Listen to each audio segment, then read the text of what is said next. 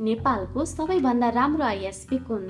नेपालमा इन्टरनेट सेवा प्रदायक यति धेरै भइसके कि नयाँ इन्टरनेट जडान गर्दा कुन आईएसपी चुज गर्ने भनेर नै कन्फ्युजन हुन्छ। स्पिड र प्राइसको मामलामा सबै इन्टरनेट कम्पनी लगभग उस्ताउस्ती छन्, तर सर्भिस अनुसार अहिले एउटा मात्रै सेवा प्रदायक छ जसले नेपालमा राम्रो गरिरहेको छ, जुन हो वर्ल्डलिङ।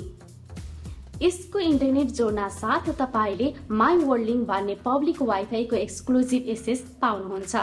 यो वाइफाई नेपालभरि 14,000 प्लस ठाउँमा अभाइलेबल छ, सो जता गए पनि तपाई इन्टरनेटसँग कनेक्टेड नै रहनुहुन्छ।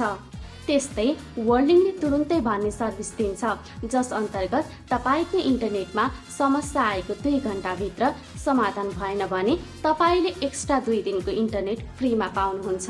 यो बाहेक यसको सफानेट भन्ने सर्भिस छ, जसलाई तपाईले इन्टरनेटमा हुने नराम्रो क्रियाकलापलाई फिल्टर गर्न युज गर्न सक्नुहुन्छ। त्यस्तै वर्ल्डलिङको टाइम ब्याक सुविधा अन्तर्गत यदि तपाईको इन्टरनेट सेवा कुनै कारण अवरुद्ध भयो भने तपाईले कम्पेन्सेसन क्लेम गर्न सक्नुहुन्छ। फाइनली वर्ल्डलिङले आफ्नो सर्भरलाई XCS PON मा अपग्रेड गर्दैछ, जसले समान डाउनलोड र अपलोड स्पिड दिन्छ। भन्नाले 100 MBPS डाउनलोड छ भने 100 MBPS नै अपलोड स्पिड हुन्छ। अहिलेको सिनारियोमा नेपालको सबै ISP को अपलोड स्पिड डाउनलोडको लगभग आधा हुन्छ।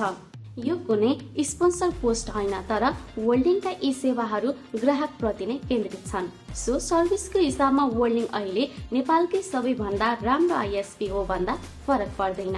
टेक सम्बन्धी यस्तै जानकारीको लागि टेक पंक्तिलाई फलो र सब्स्क्राइब गर्न नभुल्नुहोला।